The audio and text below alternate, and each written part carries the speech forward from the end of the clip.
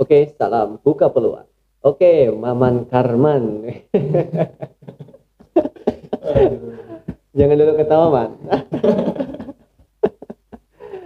Aduh, puas-puasin dulu lah ketawa. Oke, yang pertama nih saya ucapkan selamat. Anda terpilih menjadi orang pertama Iya, ya. alhamdulillah. Orang pertama di channel saya nih ya. Eh, dengan judul Ruang Banjar. Oke.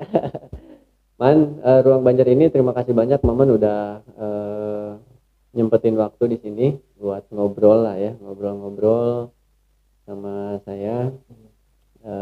Intinya sih kita bahas lah, curhat-curhat lah ya. Eh, Ceritain apa yang memang udah jadi pengalaman kita, kemudian misalnya mau curhat apapun boleh lah ya. Curhat percintaan. Dari tadi ketawa mulu nih kita, soalnya ya istilahnya apa ya? Eh, ini tuh momen pertama di mana kita belajar nih, belajar buka peluang ya, seperti slogan kita buka peluang, di mana segala sesuatu kesempatan itu bakalan kita bisa raih kalau kita buka peluangnya, benar nggak? Iya. Gitu ya. Nah seperti Maman nih. Kenapa saya undang Maman yang pertama kali ke sini karena yang tahu ide saya pertama dia ya, tahu ide pertama saya, dan termasuk yang buatin meja ini juga dia ya. Meja podcast ini dia ya, saya order ke dia, nanti saya ceritain lah gimana ceritanya dia Harganya bisa. masih murah. Sambil Harganya promo. sambil promo. Oke.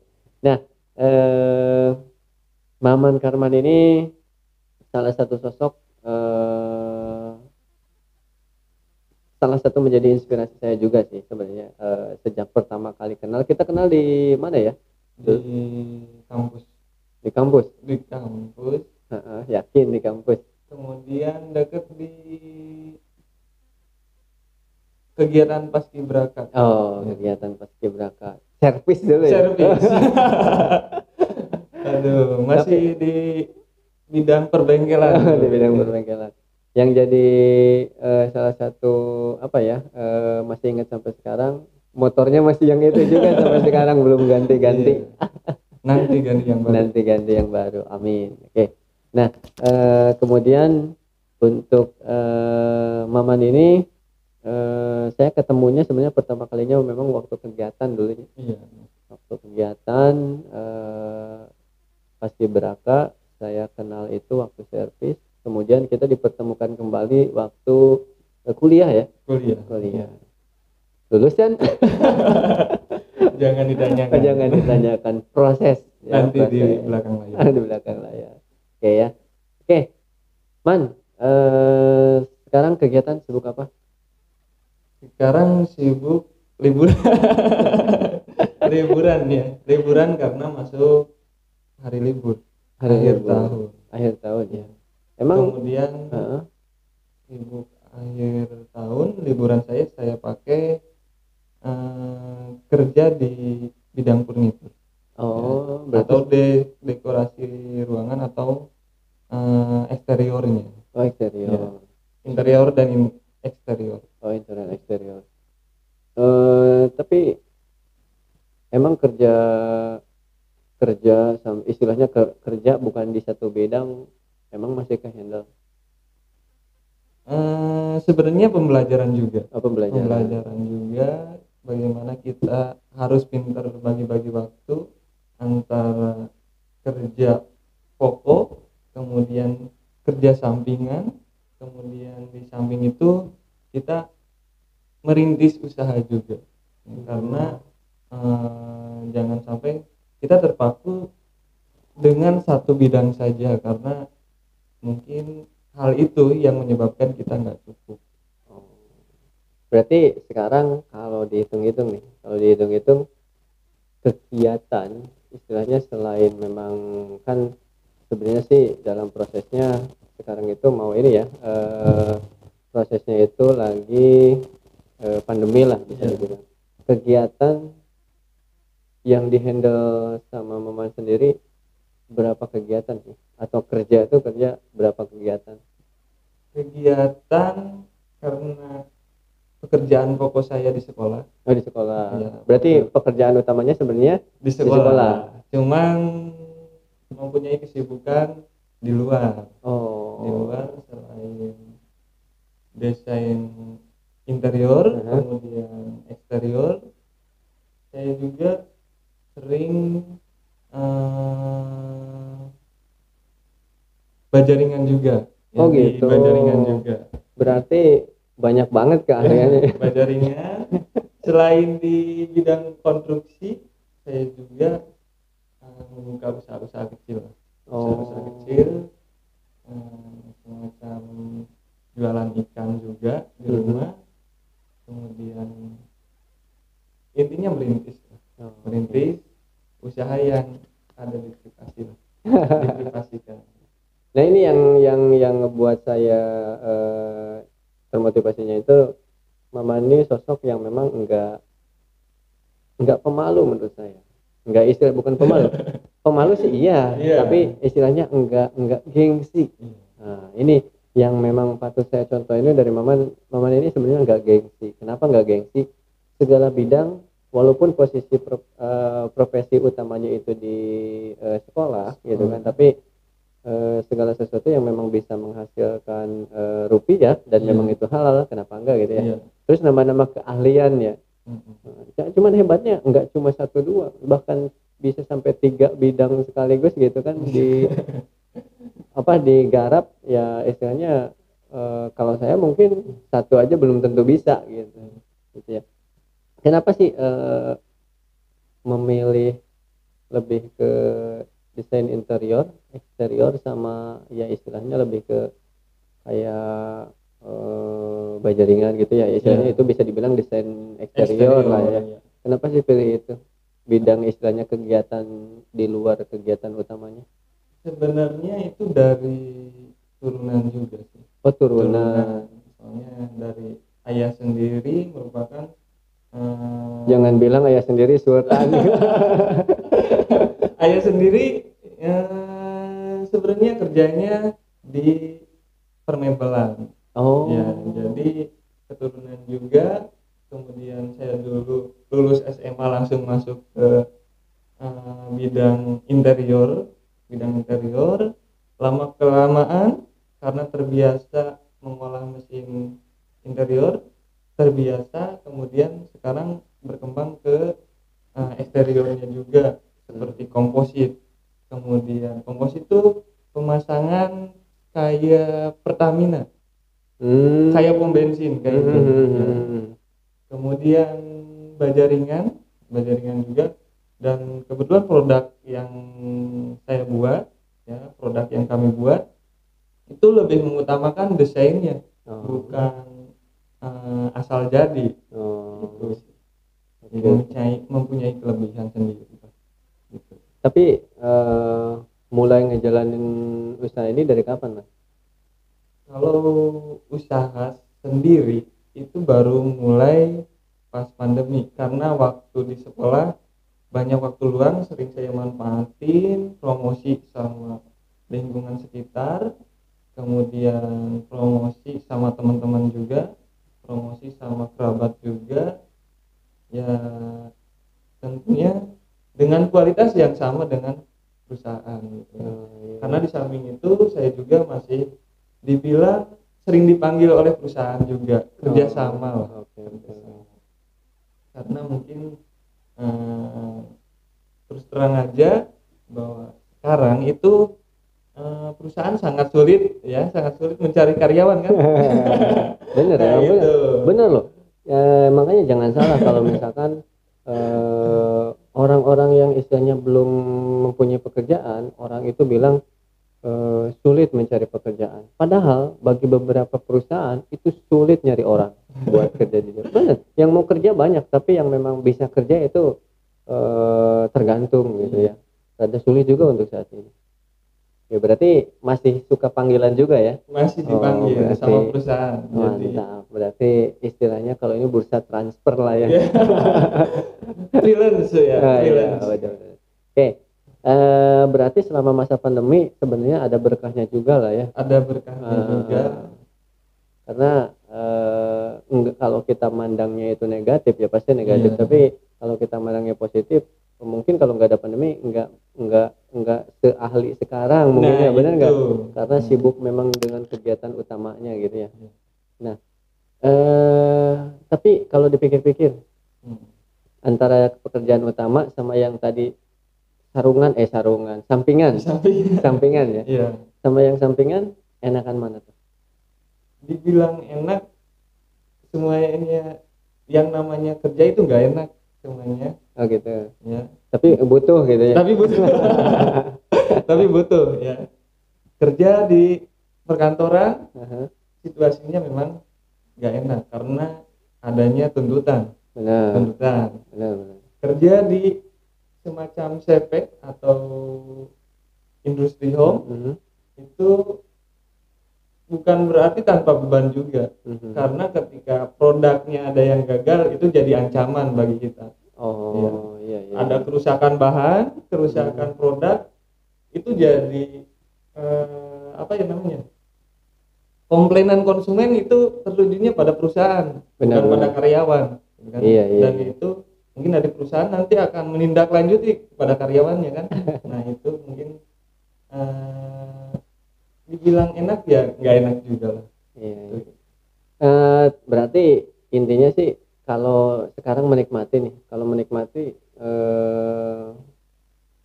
enakan pekerjaan utama atau yang sampingan? Ngejar omset apa ngejar? Ya kalau mungkin istilahnya kalau ngejar kenyamanan, mungkin nyamanan istilahnya dia pekerjaan utama mungkin ya, karena lebih menjiwai lah. Tapi kalau misalkan memang ngejarnya omset ya pasti yang sampingan ya.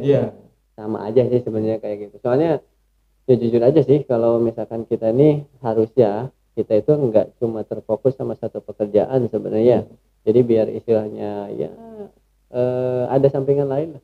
Ya, walaupun sampingannya tidak fokus tapi seenggaknya bisa menambah-nambah lah ya. Gitu. Oke.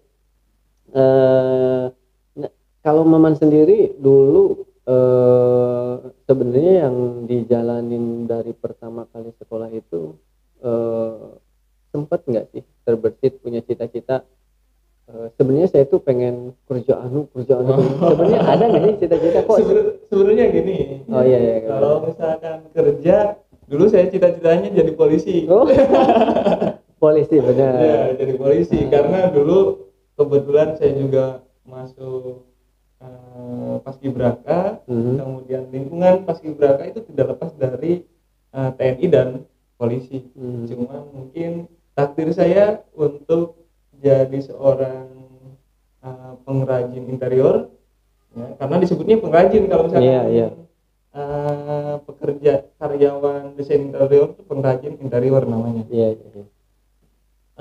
Jalannya ke sana, kemudian kenapa tidak mengambil kepolisian ya, di sisi lain minder juga di fisik, minder di fisik karena mata minusnya 2. Ya kayak gitu, minder juga. Kebetulan saya juga terlahir dari keluarga yang memang kata orang sih polisi katanya habis berapa juta gitu kan. Nah itu yang membuat saya minder. Saya terlahir isunya seperti itu dan di sanalah saya minder. Saya terlahir dari keluarga yang memang kurang ya, orang tua belum sanggup lah sampai ke sana ya. Sebenarnya itu baru isu ya, baru isu tapi kita udah doa karena ya itu gitu. Namanya isu kadang-kadang lebih kuat daripada kenyataannya. Makanya belum tentu juga istilahnya sampai ke ini harus sekian belum tentu juga ya kayak gitu. Oke, berarti intinya sih dulu cita-cita pengen itu ya, makanya masuk paskibra dulu ya. Masuk paskibraka dulu. Mungkin dulu harusnya kalau misalkan memang biar lebih gampang dan mungkin masuknya ke excellent lah ya. Itu harusnya mungkin sampai ke paskibraka nasional mungkin. Kalau misalkan masuk paskibraka nasional itu agak mudah. Dipastikan lah, agak Benar ya? mudah. Nah, iya. Soalnya sulit banget ya Iya. untuk jadi paskibra nasional. Tahapannya tuh kayak gimana sih sebenarnya untuk kalau kita pengen gitu ke sampai paskibra nasional itu? Kalau misalkan mau masuk ke Paskibraka Nasional, itu prosesnya dari sekolah. Oh, dari sekolah Iya, dari awalnya. sekolah satuan sendiri. Diseleksi dari sekolah satuan sendiri, kemudian nanti diseleksi sama Purna Paskibraka Indonesia dari daerahnya. Per daerah. Per daerah. Kalau misalkan udah diseleksi dari daerah, kemudian lolos, kemudian masuk ke provinsi. Oh, Provinsi. berarti seleksinya tahap sekolah dulu. Bertahap. Tahap Iya. sekolah dulu, Iya. nanti tahap sekolah ngedaftarin buat ke tahap kota, Iya. gitu kali ya? Iya. Dari Kemudian tahap kota nanti ke provinsi, Provinsi. dari provinsi baru ke nasional. Nah, ya. kayak gitu. Berarti dulu udah nyampe mana? Sampai Banjar. Sampai Banjar, oke. Karena yang dikejar Mhm. dalam Purna Paskibraka Indonesia itu sebenarnya popularitas. Oh, Ya, popularitas. Ketika kita sanggup ke nasional, popularitasnya tentu beda dengan Paskibraka Indonesia Kota Banjar. oh, Popularitasnya beda. oh gitu. Kayak gitu. Benar. Ya berarti istilahnya dulu ngejar mah ngejar gitu ya, pengen terpilih tapi belum terpilih. Gitu. Iya. Ya nggak apa-apa lah, tapi minimalnya punya pengalaman. Ya. Minimalnya pengalaman. Tapi Ya. jujur aja sih, orang-orang yang memang udah pernah ngejalan waktu sekolahnya ya, Iya. waktu sekolahnya udah ngejalanin organisasi, attitude-nya beda. Iya. Attitude-nya beda. Walaupun istilahnya ikutan organisasinya asal ikut gitu ya, Iya. tapi tetap attitude-nya, sikapnya itu berbeda banget. Kayak gitu. Makanya ya ikutlah organisasi, nambah-nambah pengalaman ya. Karena yang menjadi sebenarnya belajar yang benar itu adanya di organisasi, di luar dari jam pembelajaran sebenarnya. Yang saya rasakan dulu pembelajaran yang paling benar itu sebenarnya di lapangan. Kalau di ruangan saya sendiri nggak dapat apa-apa,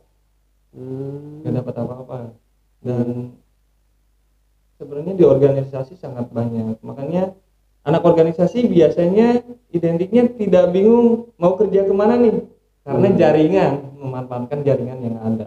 Sebenarnya di sana. Iya. Jadi intinya sih gimana ya? Kalau misalkan memang kita udah pernah terjun di dunia organisasi itu, kalau pada saat kita mau coba kemana kita itu udah punya satu kelebihan, di mana kelebihannya itu kalau bahasa Yugoslavianya itu wanteran lah ya. Iya, kayak gitu. Wanteran. Teksnya di sini ya, kalau nggak tahu wanteran. Wanteran itu berani dan nggak malu lah intinya kalau mau segala sesuatunya. Oke. Nah gitu. Nah sekarang untuk sekarang sendiri berarti apa namanya tuh Maman sendiri berarti selain ngerjain sampingan juga istilahnya mempersiapkan yang habis libur kali ya, libur sekolah dan sebagainya. Tapi sebenarnya selama masa pandemi ini berarti dari akhir Februari ya, dari awal Maret sampai sekarang ya udah hampir berarti setahun lah ya, setahun kurang 2 bulan, 10 bulan. Capek nggak sih? Sebenarnya capek sih enggak.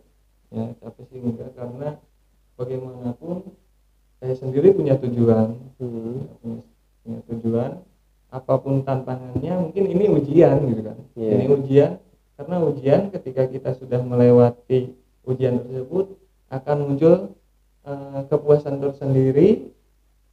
Kemudian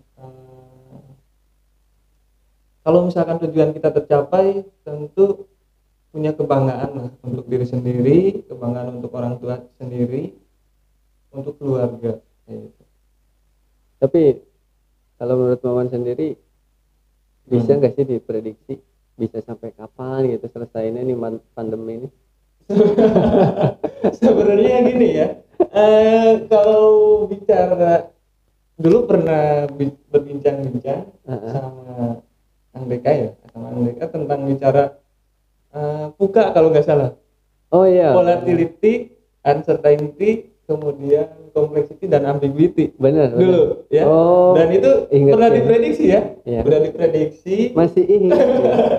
Masih ingat. Berarti emang benar namanya suatu kata-kata yang memang itu bisa masuk ke dalam pikiran kita atau ini bakalan diingat terus dan Iya. memang itu pelajaran tuh di situ dapatnya. Iya. Kita dapat pelajaran itu enggak selamanya di dalam ruangan, enggak selamanya di ini. Pada saat lagi ngobrol biasa aja itu benar-benar jadi pelajaran kan benar. Iya. Apa tuh fuka tuh? Coba jelasin. Saya Padahal dulu pernah bicara kan tentang hal itu sebelum pandemi ini dimulai kan? Belum. Kalau nggak salah 2019. 2019. 2019 dulu kita bicara Fuka, di mana Fuka ini merupakan sebuah peperangan yang ada di Amerika. Nah, benar. Peperangan yang ada di Amerika. Dipelajari berarti. Peperangan yang ada di Amerika. Dan kebetulan kalau di ASEAN itu Fuka ini diidentikan dengan revolusi 4.0 atau eranya Pak Jokowi. Ya, kalau misalkan revolusi 4.0 ini eranya Pak Jokowi. Yeah. Dan itu munculnya mesin-mesin yang sangat canggih. Benar. Bahkan produk seperti pintu, kemudian produk ukiran sekarang tidak mengukir pakai tata, tapi pakai mesin gitu? CNC kayak gitu. Dan itu merupakan revolusi 4.0. Sebelumnya itu Fuka itu ancaman perang gitu kan. Perang antar perusahaan. Semakin canggih perusahaan, semakin mudah pekerjaannya, semakin mudah mendapatkan konsumen kayak gitu. Peperangan. Kemudian Fuka di sini empat kata singkatan. Fuka ini V-nya itu volatility, kemudian U-nya itu uncertainty, kemudian C-nya itu complexity, kemudian A-nya ambiguity. Volatility, perubahan yang sangat cepat. Benar. Ya, perubahan yang sangat cepat itu kita rasakan sendiri. Ya, benar nggak? Ya, iya. Benar. Sangat cepat. Ya, perubahan yang sangat cepat. Yang tadinya kita tidak mengenal digital marketing, sekarang dipaksa untuk transaksi online. Benar. Digital marketing. Ya. Kemudian yang tadinya kita tidak menggunakan ojek online sekarang menggunakan ojek online. Ya. Dan kita sekarang dipaksa dengan keadaan perubahan yang sangat cepat. Yang tadinya kita terbiasa dengan kehidupan offline sekarang udah mulai online. Ya. Bahkan sampai 80% kita ngeprek HP kayak gitu. Ya. Pasti megang HP 80%. Karena kehidupan kita adanya di maya. Ya. Kehidupan kita sebenarnya banyaknya di maya. Dan itu oleh karena itu dengan kejadian seperti ini sebenarnya kita harus senantiasa expose diri kita pribadi, kemudian biarkan mereka orang lain pada tahu apa yang menjadi kelebihan dari diri kita sendiri.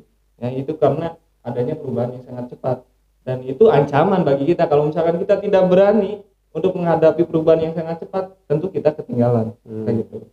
Kemudian uncertainty, sulit diprediksi. Sekarang itu sangat sulit, ya. Contoh misalkan sekarang itu sedang maraknya bisnis bunga, ya, sangat viral tuh bunga janda bolong, janda bolong. Tapi kalau misalkan kita sendiri buka usaha, misalkan kita menyediain janda bolong, dengan janda bolongnya kita menyediain 1.000, ya, menyediain 1.000 tanaman, kemudian kita jual. Prediksi awal mungkin laku, tapi kenyataannya jong. Dan itu di masa sekarang seperti itu kejadiannya. Benar. Kita sangat sulit memprediksi apa yang akan terjadi 1 bulan yang akan datang, karena itu merupakan program dari Fuka sendiri, ya, ancaman bagi setiap para pengusaha, baik pengusaha besar, PT, CP ataupun industri home. Ya. Ini ancamannya luas, makanya untuk para pengusaha mungkin harus menyadari adanya Fuka sendiri, karena corona ini merupakan program dari seperti inilah, ya. Corona itu sebenarnya ancaman, ya.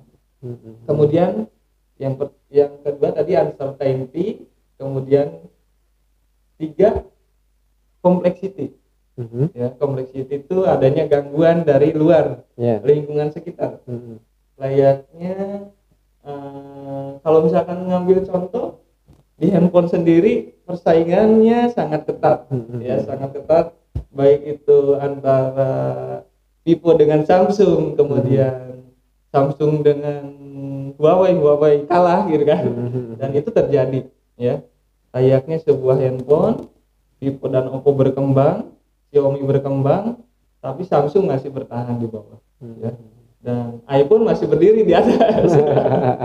Itu mah susah lah gitu. Kayak gitu. Untuk saat ini masih Ya, susah. kayak gitu. Itu mungkin adanya gangguan, adanya peperangan. Xiaomi mungkin harganya murah, tapi kualitasnya yang bagus. Benar. Untuk menghancurkan mungkin produk Samsung, Huawei, kemudian produk yang lainnya, Evercost. Kayak gitu ya. Nah, itu complexity. Saling mengalahkan, adanya gangguan dari tiap perusahaan, ya. Karena alat yang canggih itu, alat yang canggih, teknologi yang canggih, kemudian harga yang murah, ya, itu menghancurkan sekali.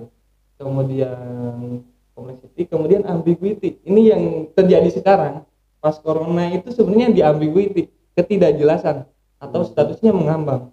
Ketidakjelasannya aturan dari pemerintah itu sendiri, ya. Kita sangat bingung sebenarnya, kita tuh wajib nggak pakai masker sebenarnya, ya kayak gitu. Sedangkan corona tuh ada nggak sebenarnya, ya. Dan itu sendiri memang menjadi ketidakjelasan dari aturan pemerintah. Kita tuh sekolah tatap muka enggak sih gitu kan, tapi masih ada kok sekolah yang masih tatap muka kayak gitu, ya. Sebenarnya buka ini ancaman, dan sekarang terasa. Dulu pernah berbicara tentang hal ini, buka peperangan dulu ya, peperangan, cuman sebatas peperangan. Tapi setelah saya mendalami bahwa buka ini terjadi sekarang, era corona, ya, era corona. Tapi jangan sampai corona menjadi alasan untuk kita tidak berkembang dalam karir, ya. Tapi yang ada jadi kesempatan untuk kita untuk terus berkembang, gitu, ya. Itu untuk Ya. Padahal dulu saya ngejelasinnya itu cuma sekedar berapa kata gitu ya, dari kalau nggak salah dulu saya cuma ngejelasin ke momen ini, ada istilah VUCA di era peperangan waktu Amerika gitu kan, dimana VUCA ini kurang lebihnya secara globalnya adalah suatu perubahan yang memang tidak diprediksi satu menit 1 jam kemudian gitu kan, ya cuma ngejelasin itu tapi dipelajari sampai sedetail itu. Tapi emang bener Cok, kapan ya kita ngebayangin gitu ya, yang namanya perusahaan istilahnya Garuda Indonesia, gitu kan, yang sahamnya paling tinggi sekarang kalah sama Gojek, bener nggak? Kan nggak tahu kita kan, istilahnya tiba-tiba seperti itu. Kemudian yang jaya-jayanya Nokia, gitu kan, tiba-tiba lah nggak ada sampai sekarang. Nah itulah yang namanya istilahnya VUCA. Dan nggak menutup kemungkinan apapun yang kita istilahnya anggap itu, wah itu kayaknya nggak bakalan mungkin bisa bangkrut ataupun nggak bakalan bisa hidup, pasti terjadi, karena kita nggak bisa prediksi itu tadi, gitu kan. Jangankan gitu, misalnya sekarang untuk istilahnya apa namanya itu, kayak jual makanan, kayak ganti oli, kayak apa, ada patroknya ataupun truknya gitu kan, yang langsung berbaris gitu kan, tiba-tiba udah jadi, ya itulah banyak banget.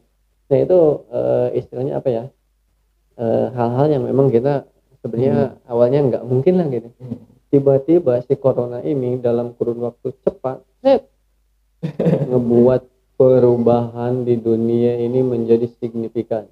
Contohnya orang yang tadinya misalkan ya mungkin pakai masker kalau lagi nyugu doang gitu kan, atau lagi pada ini, tiba-tiba sekarang orang mau kemana semuanya wajib pakai masker. Seolah-olah kita itu ya dituntut untuk seperti itu, gitunya. Ya itulah gitu. Ya tadi dibahas tentang ambiguity atau ketidakjelasan itu, maksudnya ya memang masih ada aja yang memang belum memahami sepenuhnya bahwa itu penting gitu kan. Dan memang kita juga belum mengetahuinya secara pastinya gitu ya, seperti itu. Nah itu ya, berarti kalau dibilang capek ya enggak gitu ya si corona, tapi kalau dibilang bete di rumah ya Iya. sebenarnya bete juga Iya. kalau kitanya enggak ngapa-ngapain gitu ya. Tapi jangan sampai corona ini menjadi alasan untuk kita tidak berkembang. Kayak Benar, gitu. benar, Ya. benar. Jangan mengkambing hitamkan si corona. Kasihan. Benar juga sih Iya. soalnya gimana ya? Banyak hal yang memang kita tadinya enggak mengetahuinya sekarang Iya. jadi mengetahuinya. Gitu. Coba. Emang dulu kepikiran yang namanya ada meeting itu cuma online sampai berapa puluh orang Iya. gitu ya, bener nggak? Iya. Dalam satu istilahnya ruang meeting gitu, kayaknya cuma sekarang gitu Iya. yang saya, ya mungkin dari dulu ada tapi kita nggak pernah tahu. Sekarang hampir semua orang meeting ataupun reuni itu sekarang online coba, bener nggak? Iya, sekarang. Jangan-jangan lama-lama kondangan juga online gitu kan, bener nggak? Iya. Yang lagi viral sekarang kan kondangan online. Nggak sampai undangannya sampai Nggak rumah. tahu. Yang makan di mana, Iya. gitu kan? Yang cuci piring di mana, yang dangdutan di Iya. mana. Tapi Ya, di balik revolusi 4.0 ya era corona, nanti mungkin akan lebih berat lagi menghadapi revolusi 5.0. mungkin. Ya.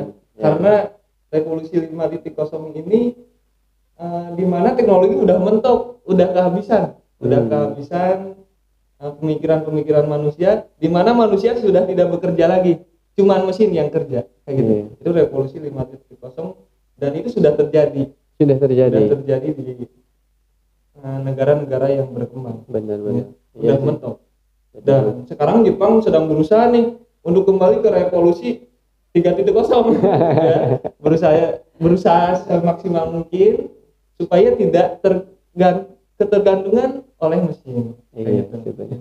Ya soalnya kalau misalkan kitanya semuanya pakai mesin ya kitanya makin Mau malas. kerja apa?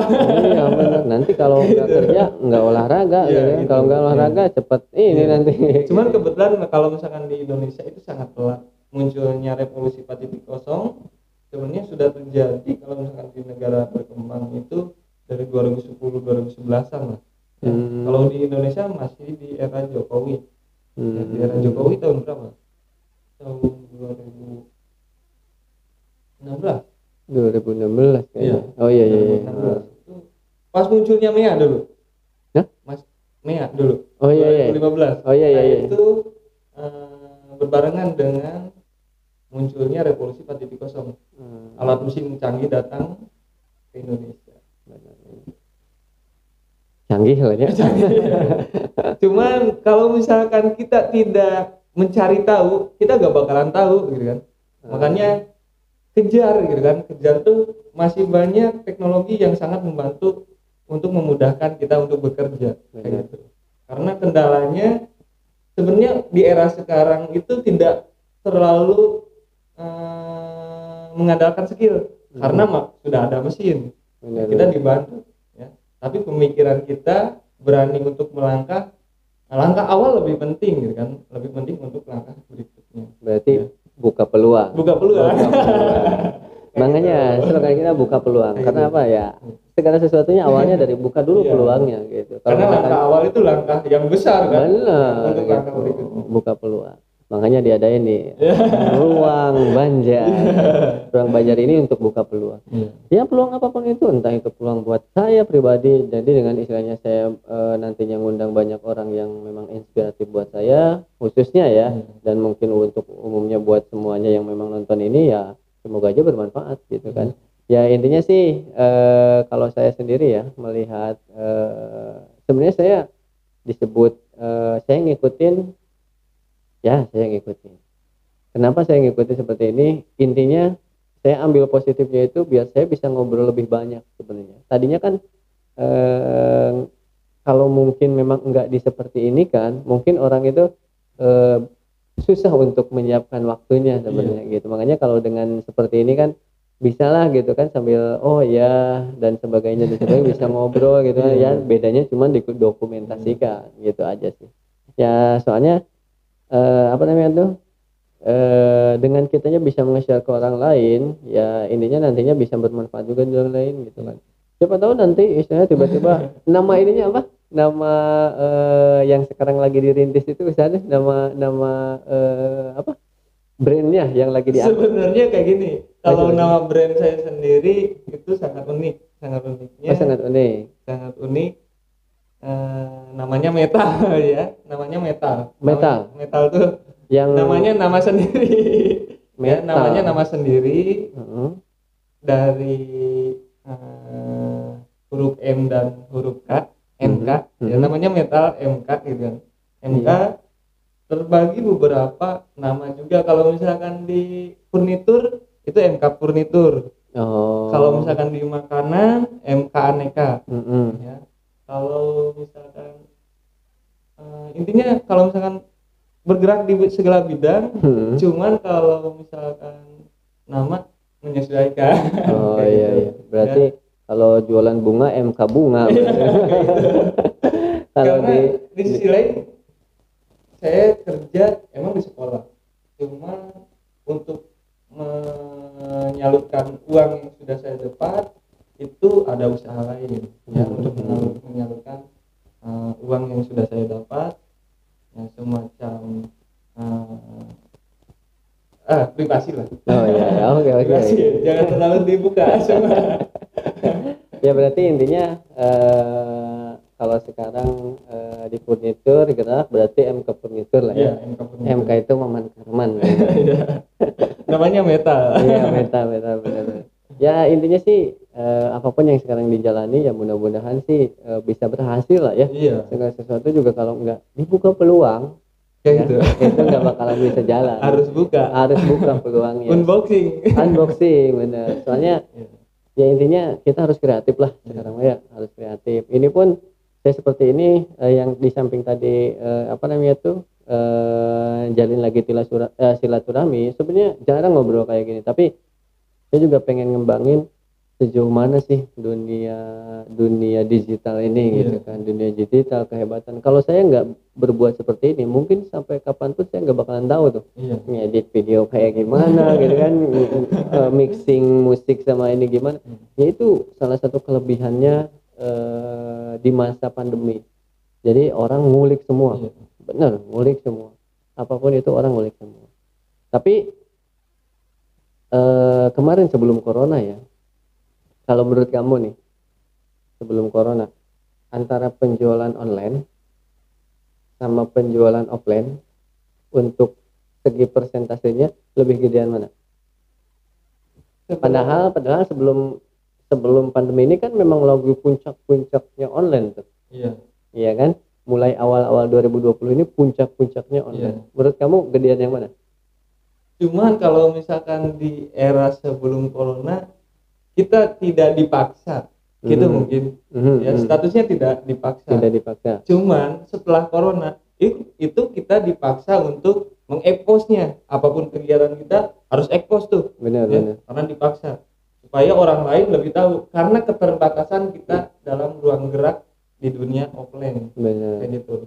Karena semacam kita dituntut untuk tidak pergi keluar rumah gitu kan. Iya, benar. Diam di rumah lebih baik kayak gitu. Ya. Dan itu menjadi tuntutan para pengusaha tuh ya.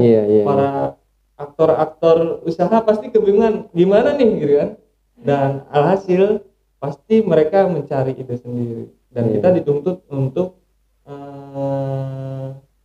online ya, harus punya website, harus punya akun Facebook, akun Instagram, akun YouTube, akun TikTok. Dan sekarang setiap aplikasi media sosial itu sekarang sudah difasilitasi oleh fitur-fitur penjualan. Benar. Karena dituntut juga di era sekarang itu harus berjualan lah ya. Iya, dan nah ini hebatnya ya, nggak tahu nih kalau sekarang kalau di badan statistik ya, kalau di badan di statistik ataupun di apa kita ngecek apakah besaran penjualan online atau offline. Kalau yang sebelum pandemi itu memang lagi marak-maraknya online, tapi ternyata offline-nya masih lebih banyak daripada online. Kenapa? Karena online itu awalnya cuma ngelihat spesifikasi. Kalau pas transaksinya itu tetap, misalkan contoh gini, kita lihat-lihat motor nih. Kita lihat-lihat motor, spesifikasinya, gambarnya gitu kan, fiturnya apa aja itu di online. Tapi pada saat transaksinya itu ke offline, tetap ke dealernya. Belum sampai ke sampai pembayarannya dan transaksinya pun belum sampai online. Nah makanya masih lebih banyak offline. Nah kalau sekarang setelah pandemi nggak tahu nih apakah istilahnya udah jadi sama 50-50 atau udah lebih besaran online gitu kan persentasenya, nggak tahu, harus dilihat lagi sih di ininya ya. Nah kemudian gini, saya pernah di seminar, di suatu seminar, si narasumbernya bilang kita harus pernah nggak katanya kita baca dari salah satu orang yang paling berpengaruh di Tiongkok kalau nggak salah. Siapa ya? Coba tahu nggak? Siapa? Jack Ma ya? Jack Ma ya kan. Ya. Nah itu di Cina atau di Hong Kong, Tiongkok ya? Korea ya? Korea. Bukan. Takut saya ininya Jack Ma lah. Jack Ma bilang tapi pakai bahasa Inggris. Dulu nggak tahu, tapi intinya bahasa Indonesia gini, kalau kamu pengen menang gitu kan, kamu kuasai langit dan bumi. Maksudnya apa coba? Paham nggak kira-kira? Apa? Jadi maksudnya kalau kita pengen menang peperangan, kita harus kuasai langit dan kuasai bumi. Maksudnya langit itu diibaratkan online-nya. Nah, bumi diibaratin offline-nya. Jadi kalau kita sekarang gini, kita jualan online tanpa diketahui nih wujud nyatanya di dunia nyatanya apa, ya mungkin orang juga bakalan bertanya-tanya kan. Tapi kalau misalkan kita juga terus ngembangin nih yang offline-nya gitu kan, tokonya, tanpa kita kembangin online-nya, sama juga nggak bakalan bisa berkembang lebih jauh gitu kan. Nah makanya gabungin tuh, kuasai dua-duanya, jualan online-nya iya, offline-nya ada buat nguatin si online-nya ini. Nah itu makanya itu istilahnya sampai sekarang saya masih inget tuh, di seminar itu saya dapetin ilmu itu. Bener juga kata saya, jadi harus saling mendorong gitu. Bener, makanya kalau lu pengen menang dalam satu perang, kuasai langit dan bumi. Karena bagaimanapun Jack Ma ini sebagai aktor online pertama, dia pemilik bisnis online Alibaba. Ya, ya. Itu mah emang udah nggak ketandingan lah. Ya intinya sih si Jack Ma ini masih tetap banyak kata-katanya yang memang menginspirasi kita ya. Ya istilahnya itu kalau yang istilahnya di dunia ya bisnis lah, seperti itu. Karena kalau ngelihat ceritanya dia dari awal seperti apa gitu ya, ya seperti itu. Sama halnya kayak teori Indomaret dan Alfamart. Saya heran tuh, di mana ada Indomaret pasti ada Alfamart. Benar nggak? Saya nggak tahu apakah memang pemiliknya sama atau berbeda. Tapi masih keluarga kayaknya masih keluarga kayak gitu. Kayak yang Toyota Xenia misalkan sama Avanza itu, atau Toyota Rush sama Terios itu sama, padahal beda brand gitu ya, beda brand. Nah itu kalau saya baca di ininya sih memang berbeda ya. Tapi strateginya berbeda emang. Strateginya berbeda. Dari tata letak, layout jelas berbeda. Berbeda ya. Penerangan juga berbeda. Kalau misalkan kita analisis Alfamart dan Indomaret, peletakan produknya itu jauh berbeda. Jauh berbeda. Tapi yang setelah saya pelajari gitu ya, ya istilahnya iseng-iseng lah ya. Itu padahal produknya sama nih. Misalkan ada 10 produk nih ya. Itu coba deh teman-teman juga perhatikan.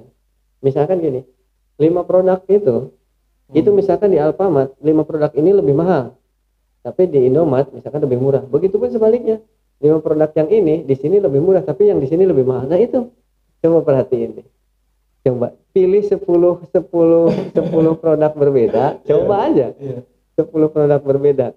Cuman yang saya perhatikan kalau di Indomaret itu identiknya dengan diskon. Di Indomaret ya kayaknya diskon permainannya kayaknya diskon. Tapi ada saatnya Indomaret itu mengeluarkan harga yang cukup mahal dari harga normal kayak gitu. Jadi untuk menarik konsumennya itu pada saat diskon. Benar. Tapi setelah itu mereka meraup keuntungan kayak gitu. Itu strategi sebenarnya dalam strategi. Cuman kalau yang saya pernah baca ya, ataupun nggak tahu ngelihat lah atau ini, itu sebenarnya awalnya itu Alfamart kalau nggak salah. Alfamart awalnya. Di mana gitu, di masih daerah Jakarta. Nah itu tapi si triknya Indomart nggak apa-apa lah. Ini saya baca ya maksudnya. Misalkan si Alfamart ini itu menguasai semua lapangan nih awalnya. Nah, kemudian si Indomart ini mau masuk. Kira-kira kalau misalkan masuknya di gawang ini, pasti kan cuma kita kuasai 10%-nya. 90%-nya masih ke Alfamart. Makanya si Indomart ini makasih terobosan. Ya udah, daripada gua 10%-nya udah. Brep, saya nunda sama-sama di tengah-tengah. Biar apa? Orang jadi ada pilihan. Bener nggak? Ada pilihan, nanti istilahnya triknya ya itu permainan mereka gitu kan. Jadi kan kalau tengah-tengah bingung, dia bisa dapetin ke sana iya, ke sebelah sini juga iya gitu kan. Jadi memang jadi persaingannya di sana gitu ya. Bisa bisa bisa kayak gitu ya. Orang bisnis nggak mikir nanti saya ada saingan nih di depan saya, takutnya nanti sayanya rugi karena belanjanya ke sana. Enggak, coba kalau orang yang berani kayak gitu ya gitu. Nah, setelah kita pelajari dari sebenarnya ini hal besar, permainan orang-orang besar bisa pemikiran sampai ke sana kan ya, tapi kita orang kecil tapi tidak memikirkan sampai ke sana. Karena sebenarnya kita mempelajari hal besar itu sangat penting untuk mempermudahkan mengendalikan hal yang kecil ya. Seperti yang tadi membahas apa Indomart, kok bisa sih kayak gini, sebenarnya itu peluang juga kan. Peluang ketika kita sudah mengetahui hal besar, otomatis hal kecil kita bisa teratasi. Benar sih ya, intinya kita jangan pernah malas untuk membaca sebenarnya, atau melihat atau ini ya. Soalnya ya kayak tadi saya juga jadi tahu gitu, oh ternyata Indomart tuh sama Alfamart gini sejarahnya gitu kan. Kemudian yang tadi yang mengenai langit dan bumi itu juga kan awalnya dari kita nggak sengaja lah, istilahnya nggak sengaja ikutan seminar dan sebagainya, tapi manfaatnya sangat bermanfaat sekali gitu. Nah terus gini Man, menurut Maman sendiri Anda ini kan sekarang katanya vaksin corona ini udah mulai dibagikan nih. Udah ada ya kayaknya. Itu sebenarnya ini mah pandangan ya, pandangan Maman sendiri sebenarnya baiknya seperti apa sih mengenai vaksin ini? Apakah memang dibagikan ke seluruhnya secara gratis, atau memang terpilih, atau seperti apa sih kira-kiranya ini pandangannya sendiri? Vaksin harus disebar atau gimana? Tapi kalau misalkan di dunia pendidikan itu sangat wajib. Wajib di dunia pendidikan sebelum masuk sekolah itu sangat wajib untuk diberi vaksin siswanya. Kenapa tuh? Supaya nanti ketika pas berkerumun satu siswa dengan siswa yang lainnya yang terkena misalkan punya gejala OTG, orang tanpa gejala terinfeksi virus corona, kemudian berkumpul dengan orang-orang sekitarnya ya, teman-temannya, kemudian menyebarkan virus, dan itu sangat berbahaya. Oleh karena itu sebelum masuknya sekolah sebaiknya divaksin dulu supaya tidak menyebarkan lagi virusnya kayak gitu. Tidak menyebarkan dampak. Berarti tahap awal sekolah dulu ya. Sekolah dulu. Emang kayaknya kalau orang-orang yang di sekolah haus banget pengen sekolah. Tetaplah walaupun pembelajaran secara online, sebenarnya kita kangen juga untuk offline-nya gitu kan. Offline. Karena sosialisasi yang benar-benar sosialisasi itu ketika kita bertatap muka langsung gitu kan, ngobrol bareng dan sebagainya, itu memang pasti kangen banget lah gitu kan. Kangen banget. Sebenarnya cara belajar yang benar itu adanya di praktek. Kalau teori itu anak SD juga bisa kan. Anak SD juga bisa, anak SMP juga bisa. Kalau misalkan kita cuman menjelaskan aja, anak SD pun bisa. Dan prakteknya yang sulit. Terkadang kita ketika orang lain melakukan sesuatu, kita melihatnya kayak yang mudah, padahal itu sulit ketika kita melakukannya sendiri. Benar. Oleh karena itu sangat penting ketika siswa harus tatap muka kayak gitu. Karena cara belajar yang baik itu adanya praktek, ya, Ya. merasakan sendiri. Oke. Nah, jadi intinya sih yang paling pentingnya itu adalah praktek. Sebenarnya gitu ya istilahnya, ya praktek juga kalau tanpa teori ya sebenarnya enggak ini juga ya, tapi Iya. tetap namanya praktek sama teori itu collab lah, kolaborasi ya. Jadi biar istilahnya apa namanya tuh bisa lebih maksimal. Oke. Yang terakhir, Man, saya mau nanya. Ataupun ada sesuatu nggak yang pengen diomongin ke kita nih ataupun ke yang nonton tentang baik itu istilahnya motivasi ataupun apa tentang masa pandemi seperti ini ataupun apalah, apapun itu yang mau sampaikan ke semuanya yang memang melihat ini, silakan.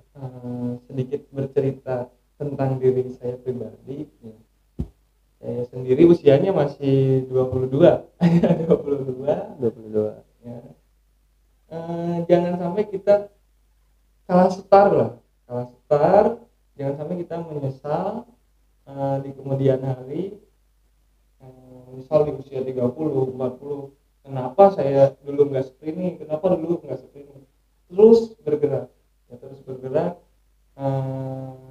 jangan sampai nantilah, jangan tunda nanti, lakukan sekarang ya, karena ketika kita sudah memulainya tentu ada jalan lain, akan menemukan jalan lain. Ketika kita dihadapkan dengan ujian itu kita akan menemukan kebanggaan sendiri ketika ujian tersebut terlewati ya.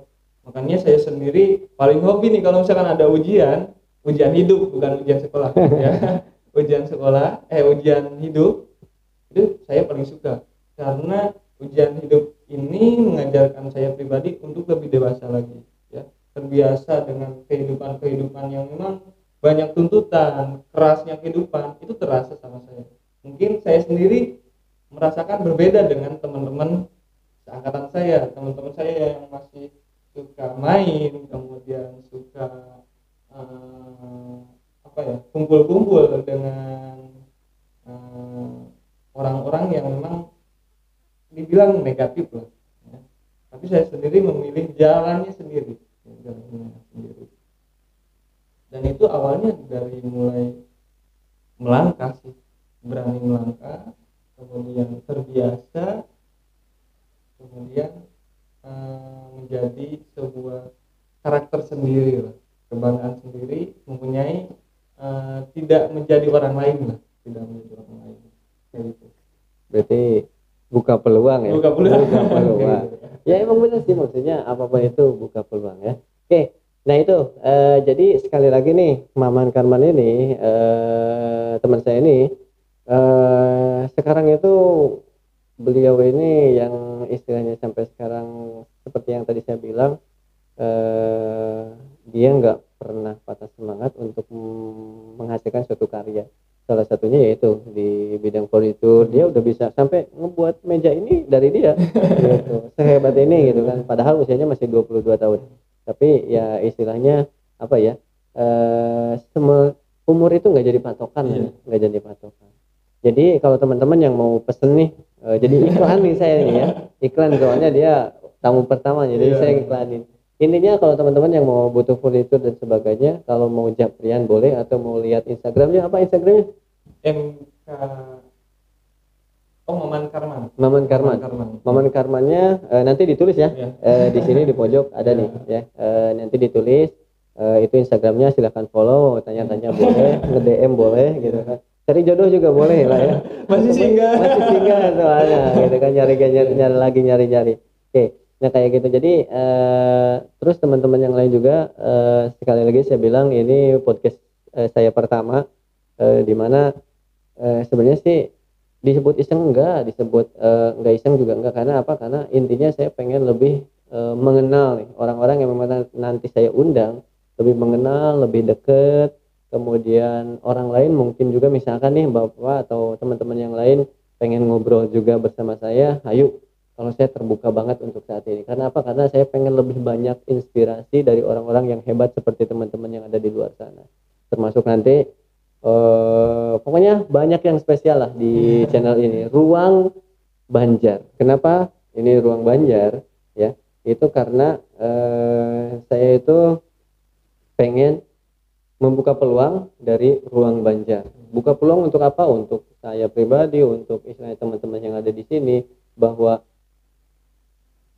di Banjar ini masih banyak banget yang memang kita itu masih ngikut, nggak menciptakan sesuatu. Sebenarnya ada sih, cuman maksudnya belum tereksplor keluar. Mungkin saya yang nggak tahu ya, ataupun misalkan memang teman-teman yang lain yang belum tahu. Tapi mudah-mudahan istilahnya kita dengan berbagai macam curhatan di sini, orang-orang jadi pada kenal nih, oh ternyata ada nih sosok seperti Maman Karman dan sebagainya. Itu mudah-mudahan awalnya dari sini seperti itu. Nah kemudian kenapa saya bilang Ruang Banjar? Ruang ini filosofi sebenarnya. Ruang ini merupakan suatu wadah di mana wadah ini bisa menjadi tempat, tapi bisa juga menjadi sesuatu yang nantinya bakalan menjadi sesuatu gitu. Jadi banyak banget yang pengen saya buat di dalam Ruang Banjar ini, buat dalam artian apa? Buat orang lebih mengenal dan mengetahui. Nah ini ya Ruang Banjar itu seperti itu. Jadi intinya sih bagi teman-teman yang memang mau curhat juga di sini, ayo saya mau terbuka lagi. Kemudian nantinya tinggal komen di komentar kita, ataupun hubungi aja nomor telepon yang memang tertera di sini. Ini ya tinggal nanti kontak, kita bisa janjian. Pokoknya mau ngobrol apapun ya hayu ditampung lah ya di sini. Nanti termasuk bapak-bapak para spesial pewirausaha yang lain nanti bakalan saya datengin bapak-bapak pokoknya. Para jomblo juga. Gitu ya.